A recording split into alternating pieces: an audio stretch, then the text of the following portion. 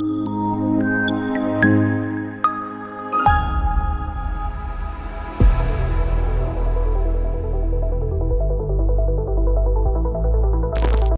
Eddie. Nice to have you on this video. Thanks for having me back, Guy. Today, we have a very interesting topic. We are today in a kind of economic crisis, and we'll look today in what ways we can basically be more cost-effective in web application security. The general idea is that sometimes cybersecurity can be expensive, and web applications also. So obviously when we are in general, but also obviously when we are in a period of crisis or economic crisis and the money is a bit less, but the threat is still there, being smart and saving cost and being efficient in the way we make decisions is a big thing. So looking very much forward to have this discussion with you, and we're going to try to cover all aspects of how to be cost effective. Okay. And also, it's not about the current economic crisis. When it comes to security, cybersecurity, companies are always in an economic crisis. There's always shortage of funds for security. So this is a problem which is not new. I think we always have a crisis in terms of possible breaches, bad guys, and then money, and investment, and effectiveness. So I think it makes the CISO job a very, very, very tough one. Everybody involved in security. So I think getting started. I think the starting point always is what are we facing? We obviously have to look at what the problem we're trying to solve. So any thoughts about how you would get started on this? So to start with, optimizing or making more efficient use of money in your cybersecurity program, there are multiple ways that you can go. The first thing is, if you need to improve anything, if you need to make things more efficient, you first need to measure, right? Like you need to know what are the current costs, and costs are not just of tools. Most of the costs come from the people who run those tools, the engineering team, maybe you have a security team. It's also the cost of operations, the cost of the servers which run those tools. So if you don't have that data ready, that's the first step, is to collect those metrics, right? And other than just getting the financial aspect of those metrics, it's also important to get vulnerability statistics, historical vulnerability data in your company. Maybe you collect incident metrics, and if you don't, it's a good time to start doing that, because unless you have all of this data, it's very tough to optimize. So that's the first step, is to start collecting data. And the next step, we can talk more about how you can replace some tools. There are a ton of open source solutions out there, which are free, but do require engineering capacity on your team. So it really depends. If you don't have those engineers, or if those engineers are really expensive, maybe open source is not the way to go for you. But if you have engineers, very capable engineers, then there are many open source tools that you can substitute commercial tools for, and become more cost efficient that way. I think, before going a bit more in detail in the technology stack, I think the important part is also to look at what are you trying to protect. Yeah. So, how many websites do you have? Do you have personal information, credit card information online? How much do you have? Are you bound by certain regulations and so on? I think that's always important, and people are not always very aware of that, because of course they have personal information, but they don't know always how much, because they just check how many orders did we take in our e-commerce website, how many new registrations we have. But from a security point of view, I want to know how big is your database online. That's my exposure, because it can be breached. So if you have 200 registration a day or 10, whatever, and then you have a database which have multiple thousand, tens of thousands. Yeah, that's my concern. And the same is e-commerce, even more so. And of course, there may be more. There may be PCI regulations you are subject to, or maybe your banking regulations you are subject to. But I think one very important thing is really to know your current measures, and also what are you trying to protect. And when my general philosophy is don't protect what has no direct economical value. Don't spend good money for things which are not immediately used. So if you have a product registration website and it has lots of personal information because people tell you where they live and maybe phone numbers, email addresses, because they register products, well, it's the same if they register for a newsletter or they register on e-commerce. Don't keep all that online. You do not need that online. Typically, maybe 90% of it can be actually archived or put to your backend in some ways. Maybe do analysis on the customer behavior or things like that. But if you leave all that exposed, you have the risk is, of course, there can be hacked or can be breached. But if you have a lot less information exposed, the impact of what will happen to you is much lower. So minimize as much as possible. Leave only online things which are necessary for your customer experience, your transactional objectives. Well, you mentioned coming back to the we now know what we protect and what we spend, or where our expenses are. If we look now at the technology side, where you mentioned before that open source is a solution, because of course, can you give us an idea what is a typical cost of before we go to open source and we compare that to maybe tools which people may have to use, what is the typical expense of a tool in a commercial tool versus an open source tool? And then please also, you mentioned before that one has to be a little bit more careful with open source, so maybe you can a little bit elaborate on these two topics. Okay, so to understand the costs of security tools, I would like to pick an example of a tool category which is very popular these days. As people might know, that supply chain has become very important recently.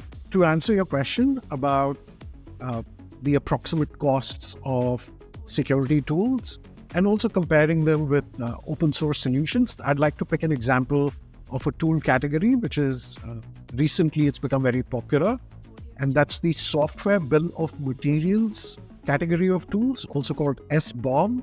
And I was actually myself very surprised when I found out that one of the leaders of the tools for SBOM are selling it for $64,000 per year for up to 10 repositories.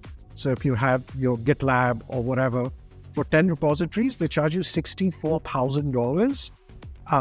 And that's an insane cost. Whereas if you go towards the open source side of it, it is free to install and use.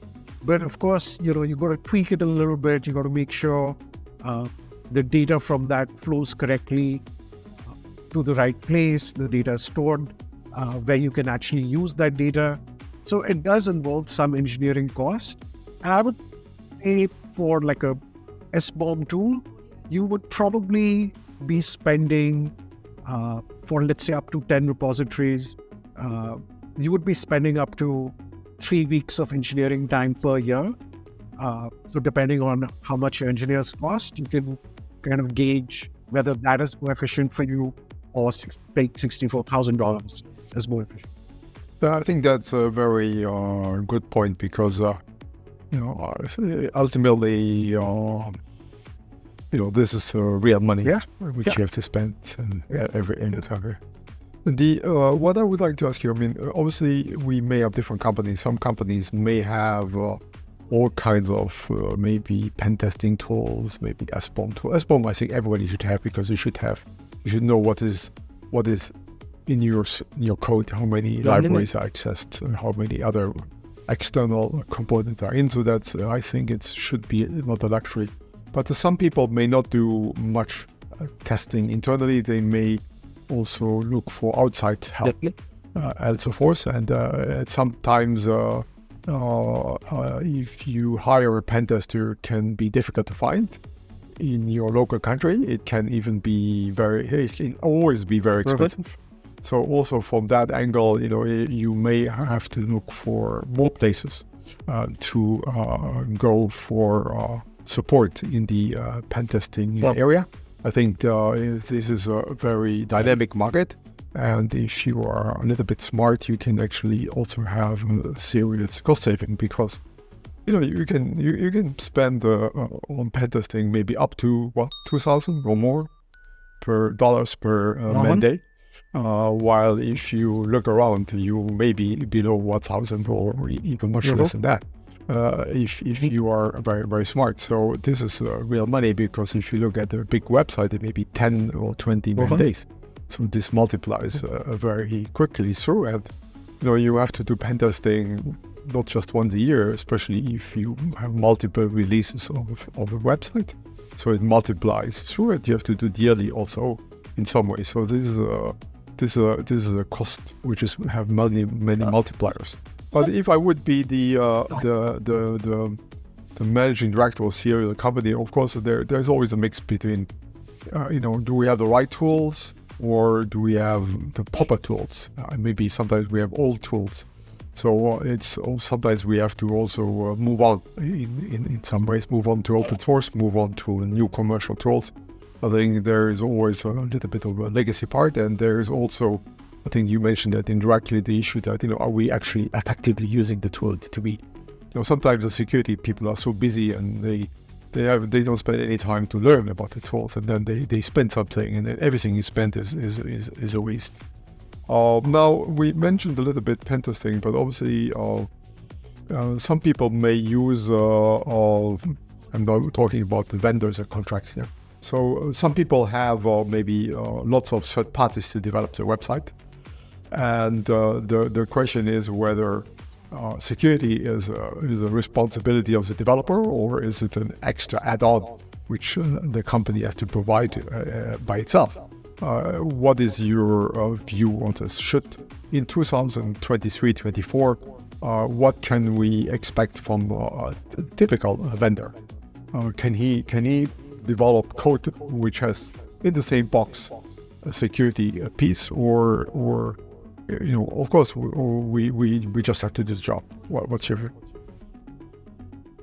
Yeah, so this is interesting, because this aspect of product security has evolved over the years. Earlier, the vendor was not really responsible for any defects, any security defects that they ship to a customer. At the end of the day, the customer was responsible for securing the deployment of it. And if there was a security vulnerability, it was the customer's responsibility to further protect their customers from that vulnerability. But as we mentioned a little bit earlier, supply chain security has become very important now. And in addition to a customer being responsible, they can also now legitimately ask the vendor of that piece of product about their internal security metrics, and they have to supply these metrics. And they can also ask them for security test reports. When was the last time, maybe if it's a web product, when was the last time you ran a web scan on it? Or when was the last time you got a third-party pen test on it? Let us see the reports. And this is happening all over now, especially with these vendor security questionnaires. There's always a question to supply the latest pen test report. And that in some way does bring accountability to the vendor as well. And the customer, is more assured about the security quality of the product that they're adopting. But no matter what the report says, no matter what metrics are supplied by the vendor, the person who is adopting a solution is, again, at the end of the day, still responsible for making sure that deployed securely and they don't negatively affect any customers further. I think what you say is particularly important when you have new vendors coming on board. Yeah, you can. I think in the people you're considering, you can consider those only which actually tell you that they built in security, and you can even, I guess, contractually even mention a few things. It's not like when you buy cars as well. I have to put the seatbelts myself. Okay. Yeah. In some sense, you expect. I mean, I have to drive carefully the car, but there's a minimum. I think the vendor in 2023, 24, or later on has to provide. Maybe 10 years ago, it was a kind of little extra in some ways. But going beyond the vendors, I think you mentioned already we don't obviously have also internal resources, and are we using those effectively is a good question. Are we? Do we have too many manual tasks? Do we have automated tasks? Are there a way to upskill these people in some ways? If we do have, sometimes if we only have a pen testing, maybe only external, but if we have an internal team or small internal team, I think, you must have faced many customers in this way. What's your view there? If you look at the best performing customers, and versus the worst one, so you can say, my feeling is, this is may need investment and lead to a return of investment if you invest in your internal people, how to become more knowledgeable, more effective, and maybe even we can automate some tasks which to reduce the burden of the manual labor. So pen testing is interesting in the way that you cannot really replace external pen testers completely. It is very important to have an external pen test done every once in a while, depending upon the priority or the importance of a product in your company. You may need to get an external pen test maybe every quarter. Some require an external pen test only once a year. But regardless of that, you should never rely completely on an external pen test, because they will be effective, but you don't want them to find all the bugs, because those kind of tests are usually time bound and they are expensive. So you don't want an external pen tester finding silly security vulnerabilities and wasting their time, wasting your money on writing silly reports for vulnerabilities that your team themselves could have found. So it is important to have a small security team, if you don't have one, for every company. And it could just be one person in the company that's your security team, and that's fine. However, you have to be careful when using security tools internally. Not once, not twice, more than 70% of the times when I'm dealing with customers and they have a small security team or a one-person team, that person is basically just running tools with default settings and looking at the reports. And most of the reports say all's okay, just because the tool's not really been configured properly to find the vulnerabilities that exist. Running tools in default mode don't really do you any justice. So it is important to upskill or at least hire somebody who knows how to use those tools. One of the drawbacks I feel for not just security software, but for generally all software, is that you know how to launch it, you know how to click a few buttons and get some results, but are those results correct? Do you know how to configure it? Those are the important points.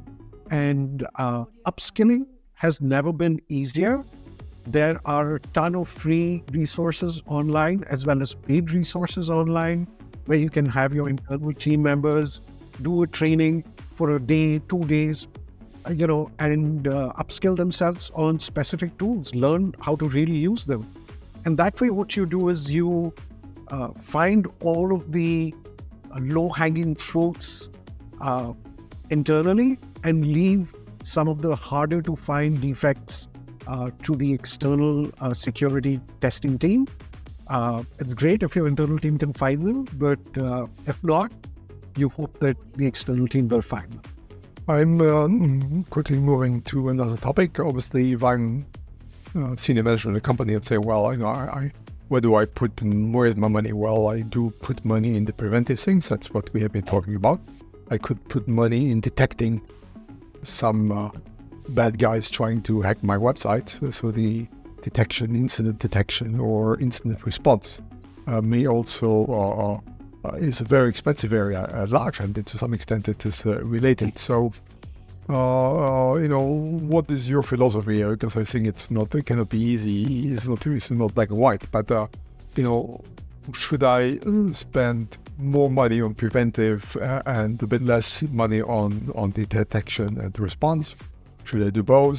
Sure. Should I put all my money on incident detection and sort of catch things there? What's so your this view? is one of those questions where there is no one right answer, but like you might guess, the answer is that you need to have a good balance of both preventive and reactionary measures. And most of the times what we see in companies that are just starting out with security, paying attention after a long time or for the first time to security, is that they are mostly reactive. Something went wrong, we found some files suddenly appear on the server, means someone's been inside. So now what do we do to fix it? And so they react and they patch things up and things are okay for a while until the next incident. And companies run like this for years until they actually see that if this continues, there will be a serious financial harm to the company, or there's an actual business risk, at which point money starts flowing where money is allocated for more preventive measures. So if there is budget for security already, don't just put all of that towards all preventive measures or all reactive measures. Split them equally. I mean, that's the simplest thing you can do is just split them equally. There are a lot of things that you can do to detect and prevent security incidents. And you need money to also react, because no matter how much money you spend to detect and prevent, something will get through. And then you need some reactionary measures. So split them evenly. And over time, you can fine tune whether, detection and prevention should be 70% and reaction should be only 30%. Over time, you can tune it. But if you have no idea, split them in half and see how it goes. Yeah, super. I think, implicitly too, when you look at the incident detection and management part, if they move all their data into a SOC and they see what's happening on your website, they can also give you feedback to say what is a bad guy pressure, how many activity do we see. I think that's important because that's a bit assumed, but we can I think in some cases we can get an idea of what's happening on the public internet for our website. I think these are maybe we have spent now some time on looking at the different aspects. I think we can go deeper in each of them. I think if you are a company who really is, where money is an important aspect, it's generally always an important aspect, but if you're in a phase or in a economic situation where that's important, please consider all these points we mentioned. Be aware of what your risk is. Be aware what you have to protect and minimize that exposure. Even don't build websites like in their commodities. Be a bit careful of that. And look at how much money you spend with your vendors and how you can optimize that, and even maybe they can carry some of the burden, because today's modern developers have a certain sense of security, so use that and so forth. And also, you mentioned the internal ones. Let's use them properly and train them properly to do a good job. And I think the incident response and monitoring is an important complementary aspect to this last line of defense. So preventive is, if you want, your first line. Having the two together is absolutely essential. because also, of course, we may not be able to prevent everything, so we need to a little bit understand that. So any last comments you want to add from your experience point of view? Yeah, so like you had mentioned earlier, Guy, that it's very important to first know what you have. And when I was answering your first question, I just assumed incorrectly that companies would have an inventory of what they own, but more often than not, when working with customers, there is no inventory, or if there is an inventory, it's really outdated and not really relevant anymore. But the first step would be to actually know what you have, and also prioritize what you own in terms, let's say you have 100 websites. So you need to rank them according to the kind of data that those websites deal with. How important is that data? What regulations apply to that data? So you need to rank them and pay more attention to your endpoints that are more risky for your company, and pay less attention to those resources which maybe don't even deal with any data. So, that's also a way to effectively use your security budget. Super. I mean, we'll follow up this video with more in-depth analysis of certain aspects. So stay tuned, if I can say so. And thank you very much, Eddie, for sharing your vast experience in this most important domain, because cost is typically almost always the main topics in our mind. So thank you very much for your inputs, and looking forward to the next video. Thank you.